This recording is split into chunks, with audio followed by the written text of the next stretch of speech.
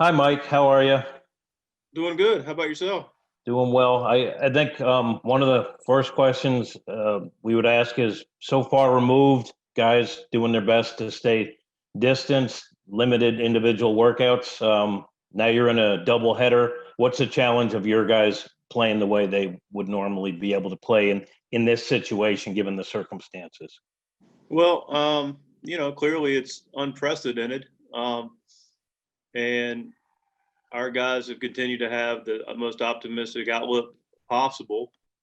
They've done everything within reasonable of what they've been allowed to do, which candidly is just not a lot, to stay mentally and physically ready. We were able to start on Tuesday of this past week with our pitchers and get them individual workouts, one player, one coach, to get them to at least be able to get out and play catch, exercise their arm. And then we introduced the position players in the same fashion, half hour, one coach. We did have, and then separate, the pitchers were separate from the position players as far as times go. So we started about 9:15 and got done about 6:30 every day, Wednesday and Thursday, and was able to get the guys their ground balls and some swings off the machine. No one was in 20 feet of each other the whole time, and there was very little people in a 47,000 seat stadium. We did have a shagger for the hitters. I was the designated shagger. And Chris Conroy, we had a trainer on site, was pulled duty with me shagging. So that was basically the parameters we've had over the last, I guess, 17 days almost. And the guys will be as mentally and physically as ready. The attitudes are good and positive. And today we had a brief workout, gave the pitchers 10 minutes per guy because nobody had a side today. Except for Gomber and Jack, and they were at the end. And then the hitters, each got, not all of them, but some of them got in the field and got some swings in. Everyone maintaining as positive an attitude about this as they can, because obviously the ball club has been through a lot. Yeah, everybody's as optimistic as possible, excited about getting back to playing. So yeah, there's not been, one of the things we talk about, and it's true, it's easy to complain. It's the easiest thing in the world to complain. But winners find solutions, and that's the mindset of this group individually and collectively. And yeah, there's been a ton of challenges to face this group over the last,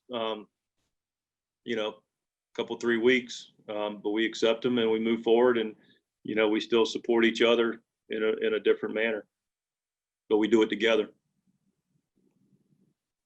Mike, what's the rough plan in terms of just having enough starting pitchers for all these doubleheaders coming up? Yeah, so I think we got Wayno going tomorrow. We'll have a bullpen game in game 2 tomorrow. We'll have Dak throw on Sunday, and then we'll have KK, and then probably another bullpen game, and then you'll have Pont starting. We'll go from there. Shildt, what's the plan with Jack at this point? It's been he'll go more than 3 weeks. It's a long time since he's pitched. So Jack played catch, threw a side, played catch, threw another side today. He'll have a more aggressive side today, and then he'll throw, catch, play side, and be ready to pitch in Chicago on Wednesday if everything goes well. Mike, from an outsider's view, it seems like this could be kind of like a team that's starting spring training against a team that's a couple of weeks into a regular season. Is that the assessment? Is that accurate? That's a factual assessment. That's correct. Hey, Mike, to rewind, you said Jack will pitch Wednesday if everything goes well. I know that you all talk about being cautious with Jack because of the layoff. Has there been anything developing with him where you have an extra reason to be cautious at this point, or is it still just that same kind of he's healthy, he's fine, and it's a slow build back to where he needs to be? It's exactly how we represent it. It's we're being cautious and with all our guys, and clearly someone's going to pitch. Wayno starts tomorrow, but Jack's healthy, and we're just progressing him back to making sure he's back into game shape, considering he hadn't had game action since our first game opening day. Shildt, how will you integrate? How will you kind of integrate the new guys that you have, because they have been able to play? Does that factor into this with so many doubleheaders, but at least you have a mix of guys who have had something close to game speed here in the past 2 weeks? Yeah, I mean, just the schedule is going to dictate that. We're going to, clearly Dylan is here. He's been getting work and reps, and so he'll be in there tomorrow, first game. And Nagowski's been getting his work and reps in as well. And, some of our guys, once we got home, had setups at home, so they've been able to do some work and stay in shape and get their legs and keep their swing. But the best they can. Of course, the pitchers that have been throwing are, I feel more comfortable that, we're going to spread, as Mad Dog would say, we're going to pass the ball around. But Elledge has been throwing and Kaminsky's been throwing. I'm pretty comfortable that within the next 3 to 5 days, every pitcher will get more than their opportunity. What is reasonable to expect physically from these guys? I mean, that's, going straight into a doubleheader or even 3 doubleheaders in 5 days. What's fair? That's, what's fair is the communication. What's fair is the eye test. We always want to be proactive. We never want to be reactive in how we work with our players and manage our players from a health standpoint. We plan best we can to lead them up into being healthy for competition. And then when competition starts, we continue to communicate and evaluate. Clearly, there's games to be won and competition to be had, but it won't come at the expense of our health. But somebody's got to pitch the innings. We do have the extra pitcher for the doubleheader, and we'll just continue to communicate. And we've talked extensively with our group about just that. We've got that track record and history with our players anyway. Open lines of communication, how they feel. It's more important now, pitchers and position players, that they reach out to Gertie or Mad Dog or Ollie or myself and communicate with how they're feeling and what they're thinking. And we're not going to do anything to compromise them. But like I said, we are going to have to, somebody's got to pitch. We got a lot of innings and a lot of baseball, which is great. And we're excited about it. So, our guys are excited and hungry and look at it as an opportunity. We'll just continue to evaluate it and we'll manage it accordingly. Can you describe the plan for Dylan? And will you look to play him in all 3 outfield spots, or do you see, since this is his first time up, would you like him to get comfortable in one at first? I think Dylan's going to play all 3. I think he's got an opportunity to play all 3, and he's raring to go. I mean, he's been working out and getting after it and playing and running and throwing and hitting. So we're going to go check it out and excited to watch it. Mike, could you talk about the changes to your coaching staff? I know one of them obviously made public today, but is there anything else that you can update us on?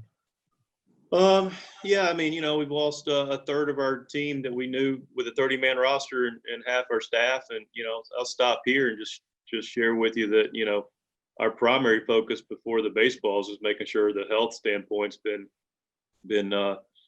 good for our players and our staff. And by and large, most everybody's working through this pretty positively and trending in a good direction. So that our prayers continue to go out to our group.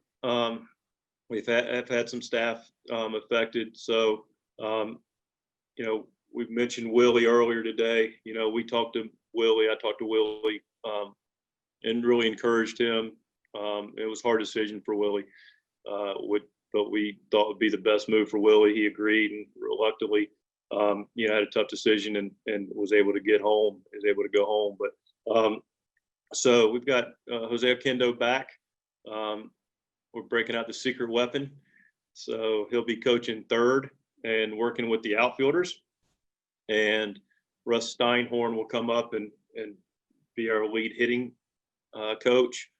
And Roberto Espinosa, who managed last year's Appalachian League champions in Johnson City, will serve as helping the bullpen and also catching, and also help prep hitters during the game. Mike, this is a situation that obviously no team's ever been through. No managers had to go through this exact thing. Who have you talked to or reached out to prepare yourself for trying to get these guys in physical with so many games coming up? It's a short amount of time. It's good to see you again, by the way. Yeah, Tyler, good to see you again, man. Hope you and your son are doing well. You know what? I've had conversations. The fact of the matter is, historically you lean on Tony or Jimmy Leland or Joe Torre or, Whitey, and you're able to have a conversation with them. I caught up with Grady Little a little bit this past offseason, the Charlotte guy. And, you have those relatable conversations, even other managers sometimes within the league. You have some of those conversations that few people can relate to. Candidly, there's nobody that can really help relate to this on any level. But I have had some conversations, people have been helpful, supportive more than anything. The guidance has been more general, which I would understand. And that's really just to continue to stay positive and make sure we're taking care of our guys. And clearly there's competition to be had. But the most important thing is keeping everybody safe, keeping everybody positive, preparing people the best you can, and then managing as you go to make sure you're taking care of the guys within competition. Have you been watching other teams and other games as the league sort of goes on without you these last couple of weeks? And how strange has that been to be on the sidelines when everyone else just keeps going? It's, you have an off day and you look at a game and you go, all right, now check out. Then you have, a 6-day quarantine, and then you have another one. At least we got to change a venue. Yeah, I put an eye to it. Candidly, Tyler, it's been a lot of long days, just making sure, a lot of phone calls, a lot of just trying to stay connected with our group from a health standpoint, from a just human being standpoint. And then as we've gotten the green light, the last 4 days have been, all day at the ballpark, just making sure we had one player go in, another player leave, the coordination of what that looked like. So that's occupied a lot of time. So followed the league peripherally. Always want to create awareness of what's going on in the league, but candidly spend a lot of our mental and physical energy on taking care of ourselves, regardless of what we're dealing with. Thanks, Mike. Good luck to you. Thanks a lot, Tyler. Appreciate it, man. Hey, Mike, back to Dylan Mike, for back to- one moment. What will your approach be in terms of where you put him in the lineup? I'm going to put him in there. He's going to be in there. The approach is going to be to start. You'd expect to see him hit around, he'll hit 6 tomorrow. I don't think we're going to break any crazy news.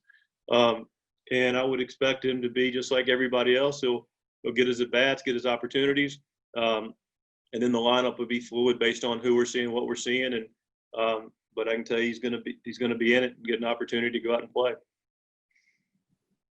Mike, as far as the coaches who aren't going to be there with you tomorrow, is there anybody else that's going to be like Willie that opted out, or are they all just short-term absences, you think? Short-term absences based on health. Okay. Thank you. Yes, sir. Shildt, since you told us where he's going to hit in the order, where will he play in the outfield with Dylan?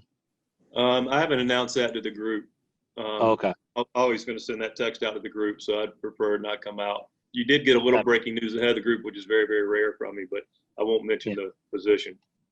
How was your drive, Shildt, and what was that like for you? I mean, you're driving toward baseball, which is something that you haven't been able to say for a couple of weeks. I loved it. I thought it was great. We're driving towards playing baseball and getting into competition and doing it separately but together. It took me back to some grassroots days of Legion ball and driving 3 hours to playoff games and tournaments and all kind of fun stuff. So I thought it was great. Gave me an opportunity to catch up on some phone calls, connect with some of the guys, and then meditate a little bit about some of the questions you're asking about how the best way to navigate this. So, Mike, I was going to ask what you listened to on the way up, but it sounds like it was a lot of phone calls and maybe just some sort of quiet thinking time was probably most of it. Yeah, pretty much. I listen to the message a little bit on Sirius. I think you pronounce it that way. But a lot of meditation and then just phone calls checking in and a few planning phone calls with Ollie and some people. I'm going to ask a really detailed question. Did you get to pick your car? I did not. I told Ernie Moore, our traveling secretary, who's a complete stud, just I will take the last car that nobody wants. What did you get? I got a Yukon. Nobody wanted the big, comfortable SUV?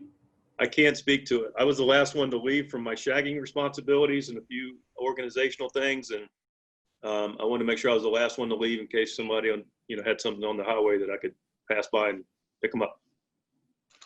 Hey, Mike, Shildt, we've asked a lot about health, obviously, in the last few weeks because of the tests and everything like that. Can I ask you just your thoughts on the mental health aspect of this? I mean, you have had guys who have been stuck in rooms, who have been, who've had questions about their teammates' health, their staff members' health. What role does mental health play in this? Well, that's a great question, Derek, because it's not that's not talked about a lot, but it is a silent thing that we don't we have. To answer your question, I think we've done a good job of staying connected. Our staff has done a good job. Our players done a good job internally. I know they've got some group text and conversations going on. I know our staff reaches out and rotates and communicates with our players who are impacted and the ones that have been quarantined, self-isolation for twice now, and just try to make things light and try to just stay together and just communicate. I do think it was good. Like I said, we were able to get home and at least have some familiarity there. But it's clearly a challenge. It's clearly a challenge on a lot of levels, a lot of emotional pull from guys, and it's a challenge, but we accept it. But I can't say people aren't in different places mentally that they're struggling with for a variety of reasons, rightfully so. Hey, Mike, sorry if this question got asked earlier in the call, but with you guys taking the rental cars down there, trying to be as safe as possible, are you guys switching up how you operate within the clubhouse or in the dugouts? Is there any change to the day-to-day operations within the organization? Yeah, I mean, look, this is a question that, to answer your question, yes, we will be even more prudent with every regulation and protocol that is out there. I can confidently tell you that there was no cavalier approach to this before this happened. We were very serious, diligent, respectful. I have lost some sleep over this, but it's not been because of feeling like we did anything irresponsible. It's more the sleep I lose is for the people, the empathy for the people that have been impacted. And to Derek's question, the people that are, holed up in their rooms for days on end. We'll just continue to be even more mindful of the protocols. I mean, I don't think you will see this group I don't think you'll have anybody touch anybody on this field the rest of the year. I think our dugouts will be even more sterile. We're going to continue to do what we've done in the past, but limit our exposure in the clubhouse. We're going to show up later. Every single meeting we'll do pretty much will be outside. And we'll just, it's going to be very little time spent at the ballpark, quite honestly. We're going to show up and old school, get after it and compete and figure out best way we can to prepare, which is the strength of the club.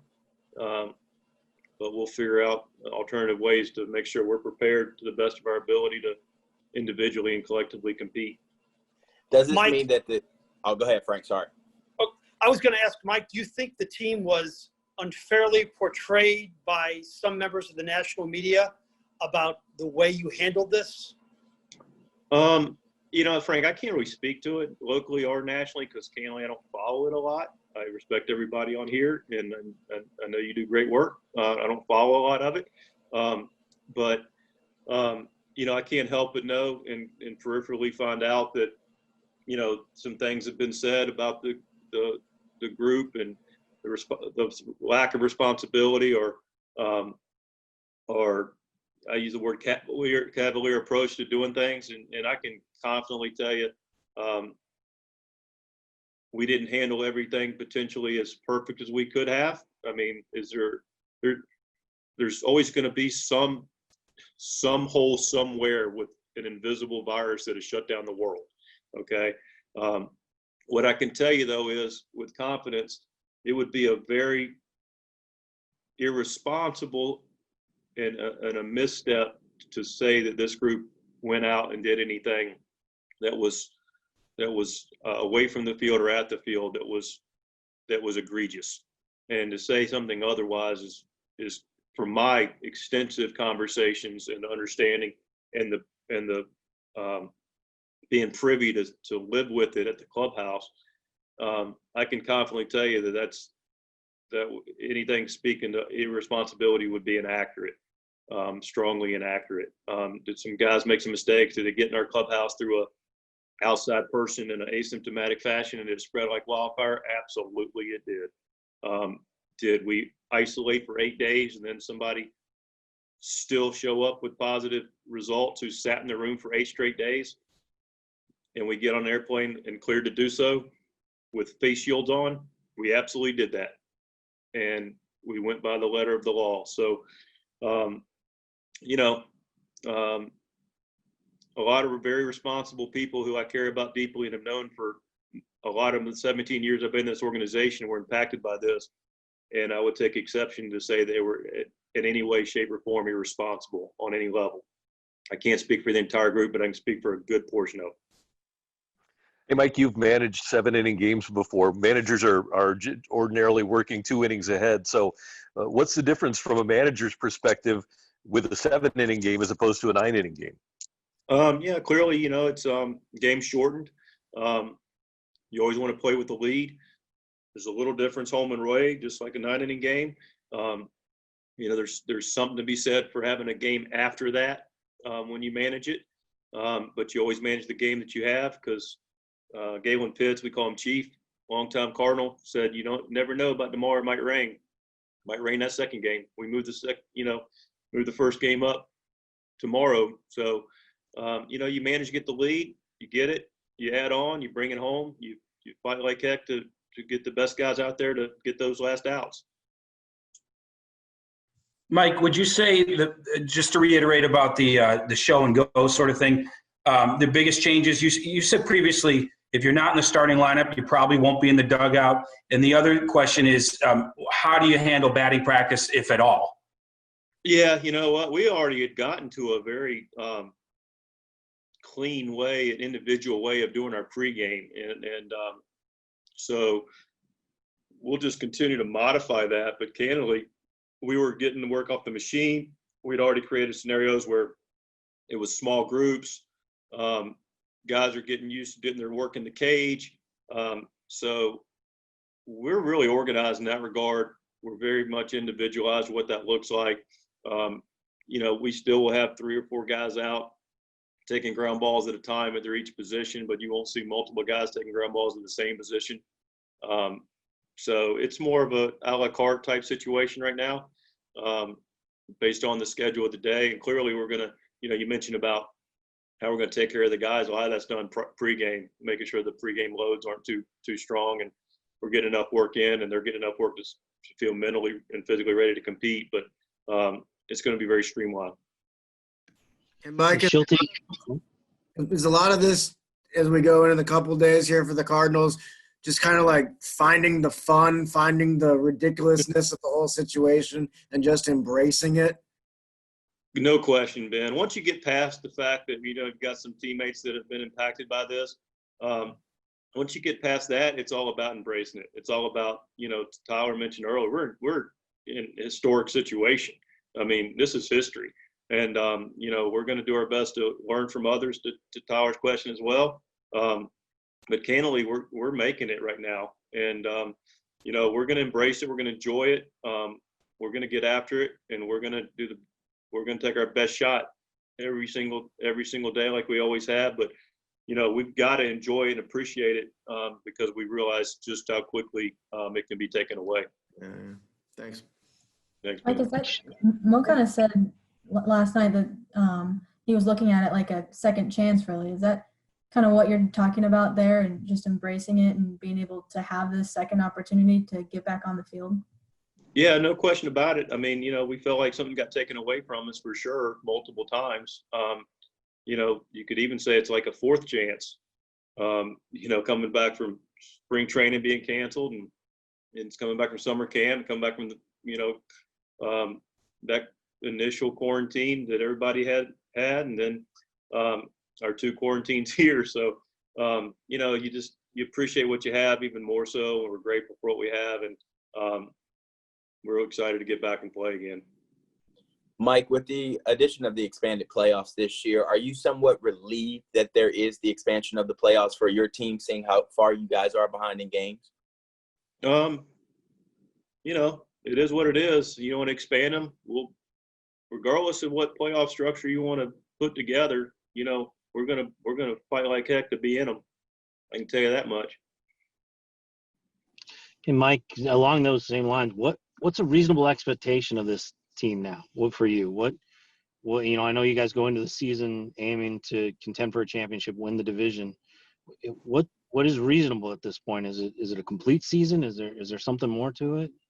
I think what's reasonable is not it's not unlike what our expectations are in the past, but they are from a different lens. Clearly, our expectations would be the best at getting better every day. Be prepared, be the best at getting better every day, do it together. And we do that on a daily basis. Whatever that body of work looks like, at the end, we'll take. But ultimately, we stay present, we control what we can control, and put our mental and physical energies into that, and just continue to grow and learn and evolve every single day and be the best version of ourselves individually and collectively. And we look up, and that's a win.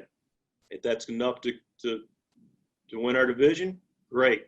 If it's enough to get in the playoffs, fine. We'll have the same process in the playoffs like we've always had. So that's what it looks like for us. And I think there's mental health in that, to your question earlier about just staying present and getting better in the moment. Did this feel at all like the playoffs, watching other teams play while you were unable to? Did it feel at all like an October that was going No, on this without felt you? this. I don't even describe what this felt like. I don't. Okay. It wasn't. I don't know how to describe it, but I wouldn't say it was the playoffs because but by the grace of God, it's we're going to move on and play baseball tomorrow. And the last question, Mike, how many games would you have played when you were doing the amateur level, when you were at the high school level? What would have been a busy weekend for you at a tournament?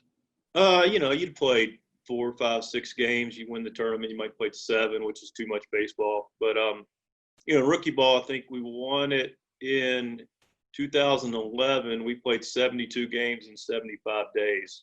Won the Appalachian League. And the year before, I think it was, because we swept both series, I think it was like 69 games in 72 days. Hey, Mike, I apologize if this is out there, but are you getting any players that tested positive back playing tomorrow? No. Okay, I wasn't sure. Okay. Hey, Mike, if I can double back to ridiculously specific car talk for a second. What did you do when you got to Chicago? You valet, you self-garage park, you go to the rental car place? Self-garage park, and I brought my luggage straight to the room, and I started working on the White Sox. Is the plan at this moment to also drive home, or is the hope that after being together for the next couple of days, when things go the right way, you can be able to fly back from Chicago? No, we'll drive to the ballpark tomorrow, and then we'll start our bus system and regular travel after the games tomorrow night. Like, was there ever any time during this stretch that you worried that you guys might not get back on the field, that you might not have a day like tomorrow when you're actually playing baseball again? The season might just go on without you? Briefly, Tyler, especially in that last setback in the last series that was postponed. I felt, I didn't have anything to base that on. So but I did take a step back, like, we're not fulfilling our obligation right now to this league. And, clearly want to hate the fact we've impacted the league on some level, but I immediately turned that out because mentally it's just not a good place to go to. But full disclosure, I had a 2-minute internal dialogue about it and shut it out. Hey, Mike, sorry to barge in on your Zoom, but you seemed a little upset a little while ago about the perception some people may have said in the media or fans or whatever. Do the players feel the same way, and can you channel that or use that in any positive fashion during this stretch?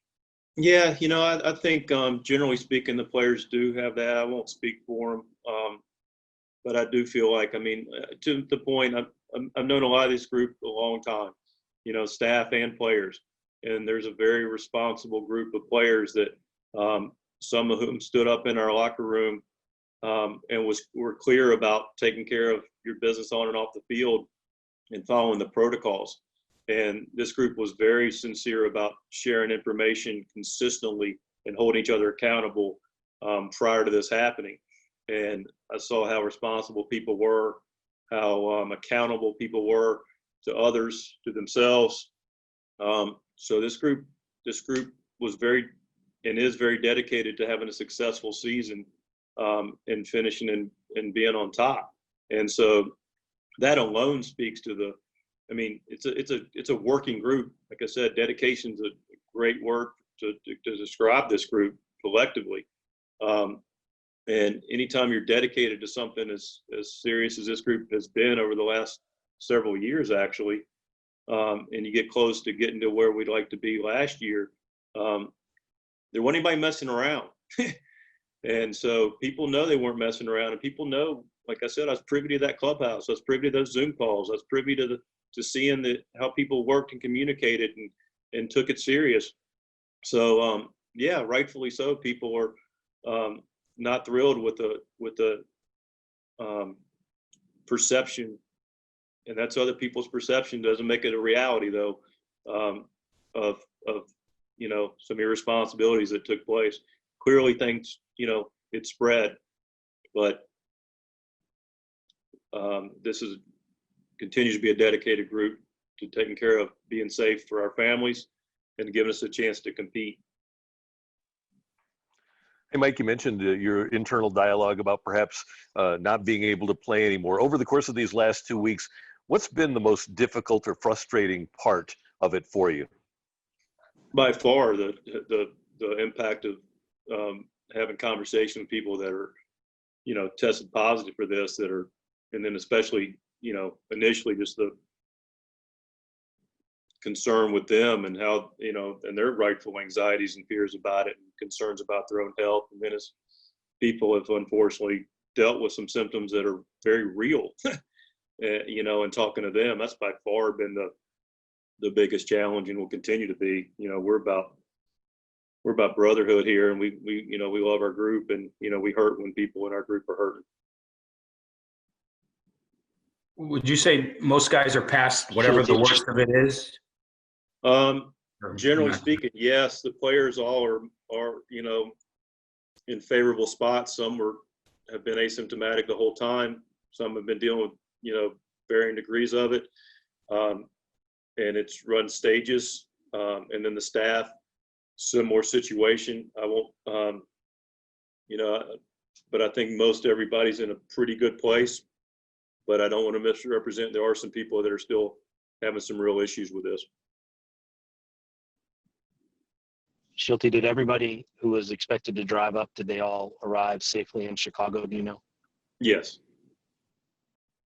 If anybody got any tickets? I don't think anybody got any tickets, Randy, but I can't say for sure.